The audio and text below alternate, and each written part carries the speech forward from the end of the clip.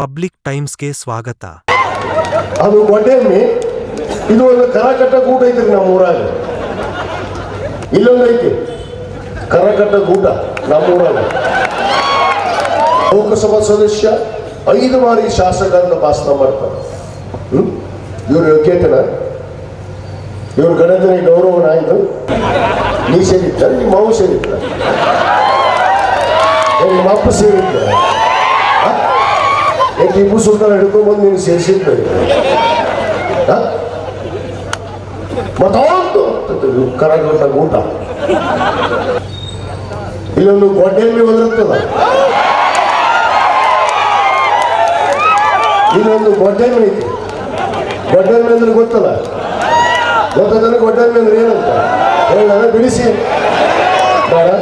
ಹಜರತ್ ಟಿಪ್ಪು ಸುಲ್ತಾನ್ ಅವರು ಒಬ್ಬರೇ ಅನ್ನೋ ಮಾತನ್ನು ನಾವು ಇವತ್ತು ಇವತ್ತವರೆಗೂ ನಾನು ಬಿಟ್ಟಿಲ್ಲ, ನಾನು ಉಸಿರೋವರೆಗೂ ಬಿಡೋದಿಲ್ಲ ಅನ್ನೋ ಮಾತನ್ನ ಬಹಳ ಸ್ಪಷ್ಟವಾಗಿ ಹೇಳಕ್ಕೆ. ಇದೇ ಟಪಿಗೆ ಹಾಕೊಂಡು ಟಿಪ್ಪು ಸುಲ್ತಾನ್ ಕಡ್ಡಗಾಡಿಕೊಂಡು ಕೂತಾನ ನಮ್ಮ ಹೀರೋ. ಅವನಂಗೆ ಡ್ರೆಸ್ ಹಾಕೊಂಡು ಫೋಟೋ ತೆಗಿಸ್ಕೊಂಡ್ರು ಬಹಳ ಮಂದಿ ನನಗೆ ರಾಜ್ಯದಾಗ. ಬಹಳ ಮಂದಿ ಇತ್ತೀಚೆಗೆ ಅವ್ರು ಡ್ರೆಸ್ ಹಾಕೊಂಡು ಫೋಟೋ ತೆಗಿಸ್ಕೊಂಡು ಗಂಡ ಮಕ್ಳು ಕಡ್ಗಾಲ ಹಿಡ್ಕೊಂಡು ಫೋಟೋ ನನ್ನ ಕಡೆ ಅದಾವ. ಉಸಿರು ಫೋಟೋ ನನ್ನ ಮೊಬೈಲ್ನಾಗ ಅದಾವ. ಹೆಂಡೋದೇ ಇಲ್ಲ, ಹಾಕೋದೇ ಇಲ್ಲ. ಅದಕ್ಕೆ ಗೊಡ್ಡೆಮ್ಮಿ ಅಂತಾರೆ ಸರ್ ನಮ್ಮ ಕಡೆ ಗುರುರಾಜ್ ಸಾಹೇಬ್ರ. ಆ ಗೊಡ್ಡೆಮ್ಮಿ ಅದು ತೆಗಿಸ್ಕೊಂಡೈತಿ. ಆ ಗೊಡ್ಡೆಮ್ಮಿ ಈಗ ಮಾತಾಡುತ್ತ. ಗಣೇಶ್ ಸಾಹೇಬ್ರು ಹೇಳಿದ್ರಲ್ಲ, ಹುಟ್ಟಕ್ಕೂ ಸಾಧ್ಯ ಇಲ್ಲ, ಹುಟ್ಟಕ್ಕೆ ಸಾಧ್ಯವೇ ಇಲ್ಲ ಅಂದ್ರೆ ಒಂದ್ಸಾರಿ ಎಂದಿದ್ದ ಹಿನ್ನತನ ಮುಗಿದಿಲ್ಲ ಕೇಸ್. ಬ್ರಿಟಿಷರು ಬೂಟ್ ನೆಕ್ಕಿದವು, ಬ್ರಿಟಿಷರು ಬೂಟ್ ನೆಕ್ಕಿದವನ್ನ ಇಟ್ಕೊಂಡು ಕೂತಾರೆ, ಇವರು ಪೂಜೆ ಮಾಡ್ತಾರೆ. ಇದು ಯಾರ್ದಂದ್ರೆ ಬ್ರಿಟಿಷರ ಜನತಾ ಪಕ್ಷ ಐತಲ್ಲ, ಭಾರತೀಯ ಜನತಾ ಪಕ್ಷ ಅಲ್ಲ ಅದು. ನಾನೇನು ಹೇಳ್ತೀನಿ ಹೇಳ್ರಿ, ಬ್ರಿಟಿಷರ ಜನತಾ ಪಕ್ಷ. ಇವತ್ತಿಗೂ ಟಿಪ್ಪು ಸುಲ್ತಾನ್ ಅವರ ಹೆಸರಲ್ಲೇ ಬೆಳಿಗ್ಗೆ 5 ಗಂಟೆಗೆ ಆರತಿ ಆಗತ್ತೆ ಅನ್ನೋದನ್ನು ಕೂಡ ಇವತ್ತು ನಾವು ಆ ವೇದಿಕೆ ಮುಖಾಂತರ ಅವರಿಗೆ ತಿಳಿಸ್ಬೇಕಾಗಿದೆ. ಅದು ಹೇಳ್ತೈತಿ. ನನಗೊಂದ್ಸರಿ ನಾನು ಅಂದಿದ್ದೆ, ಯಾರಿಗೋ ಒಬ್ಬ ಗಾಂಡು ಅಂತೇಳಿ. ಅದಕ್ಕ ಇಂಥ ಸ್ವಾತಂತ್ರ್ಯ ಹೋರಾಟಗಾರ ಹಿಂದೂ ಅದು ಇದು ಒಂದು ಟಿಪ್ಪು ಸುಲ್ತಾನ್ ಮತಾಂಧ ಏನನ್ನು ಹೊಯ್ಕೊಂಡ್ರಲ್ಲ ಅಚಾಲು. ಈಗ ಹೊಯ್ಕೊಳ್ರಿ, ಎಲ್ಲಿದವಪ್ಪ ಎಲ್ಲರೂ ಎದ್ದು ಕುಂತು ಬಿಟ್ರು. ಅದಕ್ಕೆ ಗಣೇಶ್ ಸಾಹೇಬ್ ಹೇಳ್ತಿರ್ತಾರೆ, ನಾ ಕಾವುಂಗ ನಾ ಖಾನೆ ದೂಂಗ. ಎಲ್ಲ ದೇಶಕ್ಕೆ ಬ್ಯಾಂಡ್ ಬಜಾ ಕೊಟ್ಟಾರ. ಆ ಅದಾನಿ ಅಂಬಾನಿ ಸುಡುಗಾಡ ಒಂದು 4 ಮಂದಿ ಸಾಕೊಂಡು ಸಭೆಯನ್ನು ಮಾಡೋಣ. ವಿಶೇಷವಾಗಿ ಹಜರತ್ ಟಿಪ್ಪು ಸುಲ್ತಾನ್ ಅವರ ಒಂದು ಜಯಂತ್ಯೋತ್ಸವವನ್ನು ಮಾಡೋಣ ಅಂತೇಳಿ ಎಲ್ಲರೂ ಮಾತಾಡುವಾಗ ನಾನು ಒಂದೇ ಮಾತನ್ನು ಹೇಳಿದೆ. ಹಜರತ್ ಟಿಪ್ಪು ಸುಲ್ತಾನ್ ಅವ್ರನ್ನ ಇವತ್ತು ನಾನು ಅಭಿಮಾನಿ ಆಗಿಲ್ಲ. ನನ್ನ ಬಾಲ್ಯ ಜೀವನದಲ್ಲಿ ಬಹುತೇಕ ನಾನು ನನ್ನ ಪಠ್ಯ ಪುಸ್ತಕದಲ್ಲಿ 4ನೇ ಅಥವಾ 5ನೇ ಕ್ಲಾಸ್ನಲ್ಲಿ, ನಮ್ಮ ಎಲ್ಲರಿಗೂ ಗೊತ್ತಿದೆ, 4ನೇ ಅಥವಾ 5ನೇ ಕ್ಲಾಸ್ನಲ್ಲಿ ಅವರ ಇತಿಹಾಸಗಳನ್ನು ನಾವು ಓದಿದ್ದೀವಿ. ಈಗೇನದಾರಲ್ಲ ಮಹಾನ್ ನಾಯಕರು, ಇದೇ ಟಪಿಗೆ ಹಾಕೊಂಡು ಟಿಪ್ಪು ಸುಲ್ತಾನ್ ಕಡ್ಡಗಾಡಿಕೊಂಡು ಕೂತಾನ ನಮ್ಮ ಹೀರೋ. ಅವನಂಗೆ ಡ್ರೆಸ್ ಹಾಕೊಂಡು ಫೋಟೋ ತೆಗಿಸ್ಕೊಂಡ್ರು ಬಹಳ ಮಂದಿ ನನಗೆ ರಾಜ್ಯದಾಗ. ಈಗ ಅವ್ರ ಬಗ್ಗೆ ಮಾತಾಡ್ತಾರೆ. ಅದಕ್ಕೆ ನಾನು 4ನೇ ಅಥವಾ 5ನೇ ಕ್ಲಾಸ್ನಲ್ಲಿ ನಾನು ವಿದ್ಯಾಭ್ಯಾಸವನ್ನು ಪಡೆಯುವಂಥ ಸಂದರ್ಭದಲ್ಲಿ ಪ್ರಾಥಮಿಕ ಹಂತದಲ್ಲಿ ನಾನು ಅವರ ಇತಿಹಾಸ ಪುಟಗಳನ್ನು ಓದಿದೆ. ಅವ್ರ ಬಗ್ಗೆ ಆಳವಾಗಿ ಸ್ವಲ್ಪ ತಿಳ್ಕೊಂಡೆ. ಅವಾಗ, ಇವಾಗಲ್ಲ, ಈಗ ತಿಳ್ಕೊಂಡಿದ್ದು ಬೇರೆ. ಮತ್ತೆ ಈಗಿನ ತಿಳ್ಕೊಂಡ್ರೆ ಅವ್ರು ಯಾರು ಉಳಿಯೋದಿಲ್ಲ. ಅವಾಗ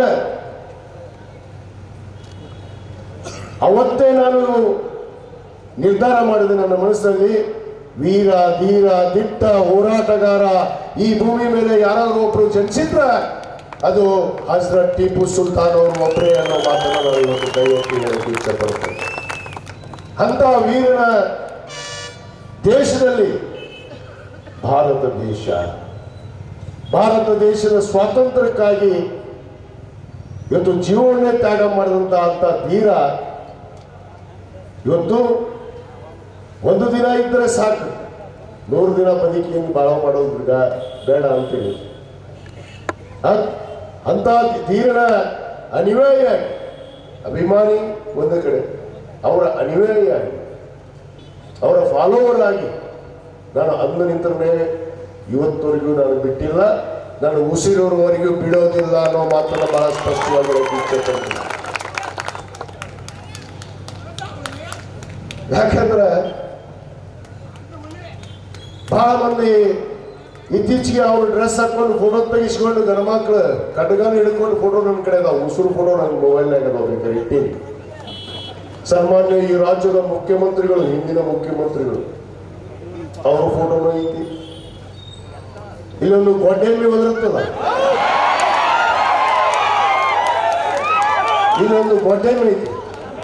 ಗೊಡ್ಡೆಮ್ಮೆ ಅಂದ್ರೆ ಗೊತ್ತಲ್ಲ, ಗೊತ್ತದ ಗೊಡ್ಡೆಮ್ಮೆ ಅಂದ್ರೆ ಏನಂತ ಹೇಳ ಬಿಡಿಸಿ ಬೇಡ, ಹೆಂಡೋದು ಇಲ್ಲ ಹಾಕೋದು ಇಲ್ಲ, ಅದಕ್ಕೆ ಗೊಡ್ಡೆಮ್ಮೆ ಅಂತಾರೆ ಸರ್ ನಮ್ಮ ಕಡೆ ಗುರುರಾಜ್.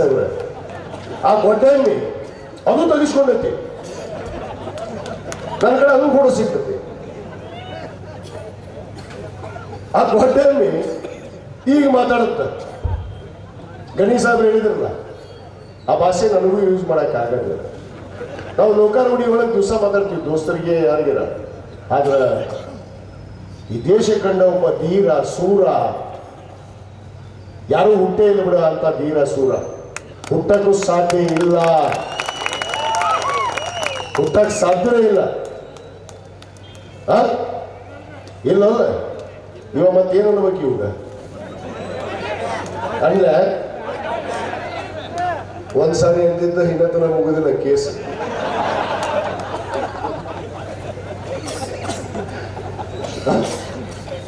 ಒಂದು ಸಾರಿ ಎಂದಿದ್ದೆ, ಆ ಬೂಟ್ ನೆಕ್ಕಿತ್ತಲ್ಲ, ಬ್ರಿಟಿಷರು ಬೂಟ್ ನೆಕ್ಕಿದವ, ಬ್ರಿಟಿಷರು ಬೂಟ್ ನೆಕ್ಕಿದವನ್ನ ಇಟ್ಕೊಂಡು ಕೂತಾರೆ, ಇವರು ಪೂಜೆ ಮಾಡ್ತಾರೆ. ಇವನು ಬ್ರಿಟಿಷರು ಬೂಟ್ ನೆಕ್ಕಕ್ಕೆ ಕಳಿಸ್ಬೇಕು ಇವನ್ನ ಒಡ್ಡೆ ಮೀನು.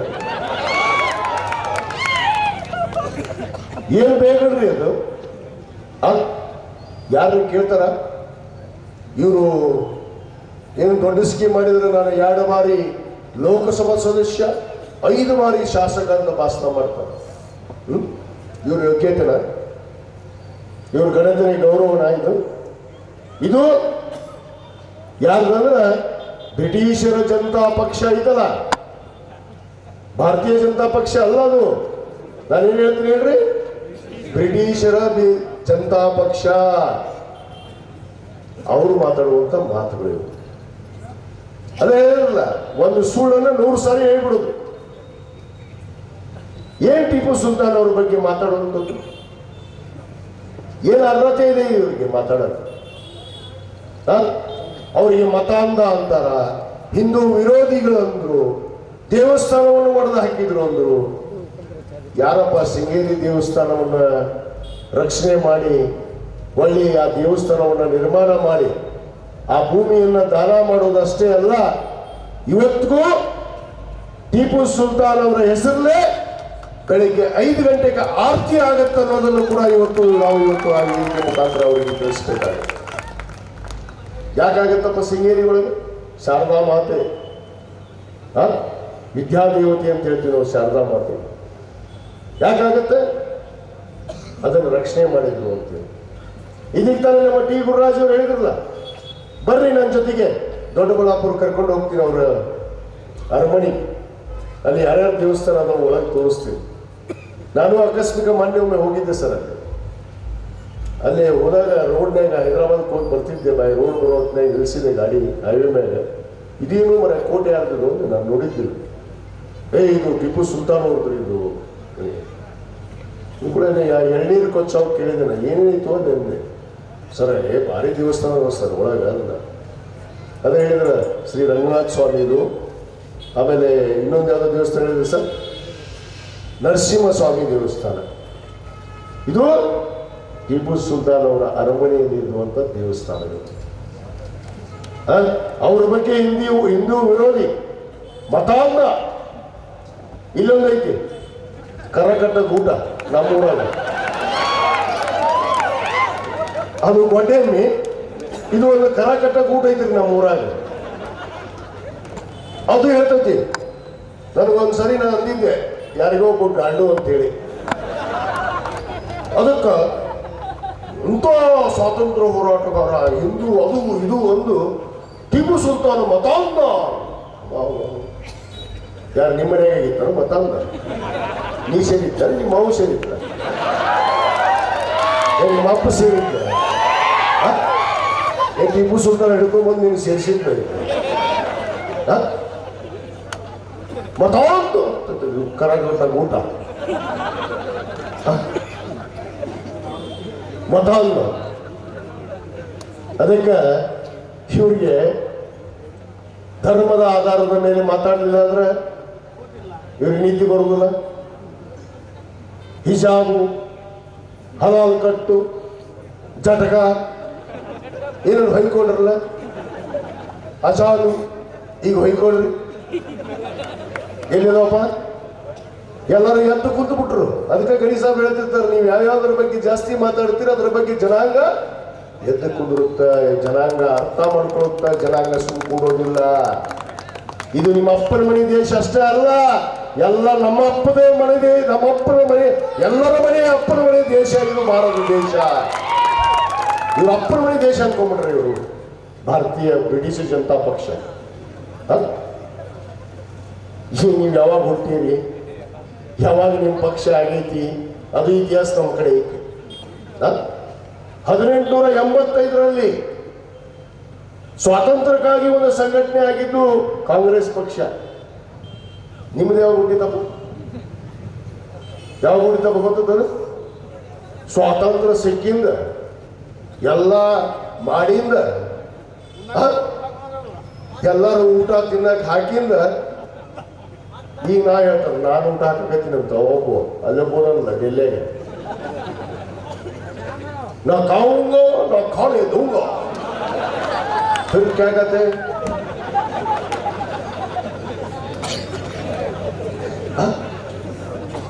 क्या कहते भाई? सूट बूट में आया कन्हैया बैंड बजाने के लिए ಎಲ್ಲ ದೇಶಕ್ಕೆ ಬ್ಯಾಂಡ್ ಬಜಾ ಕೊಡ್ತಾರೆ.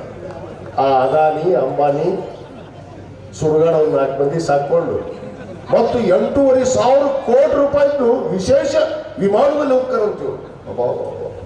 ವಿಶೇಷ ವಿಮಾನ ಇವಂಗ ಯಾವ ಪ್ರಧಾನಿಗಳು ಸರಿ ವಿಶೇಷ ವಿಮಾನ ಮಾಡಿಸಿದ್ವಿ ಸರ್. ಇಷ್ಟು ದೊಡ್ಡ 8,500 ಕೋಟಿ ಅಂತ ಯಾರಪ್ಪರ ಮನೆ ರೊಕ್ಕ. ನಾವು ನೀವು ಕಟ್ಟಿದ ಟ್ಯಾಕ್ಸು ನಾಳದ ಬಿಲ್ಲು ಗರ್ಪಟ್ಟಿ ಹೊಯ್ಕೊಂಡು. ಸುದ್ದಿಗಳನ್ನು ನೋಡಲು ಪಬ್ಲಿಕ್ ಟೈಮ್ಸ್ ಸಬ್ಸ್ಕ್ರೈಬ್ ಮಾಡಿ, ಬೆಲ್ ಬಟನ್ ಒತ್ತಿ.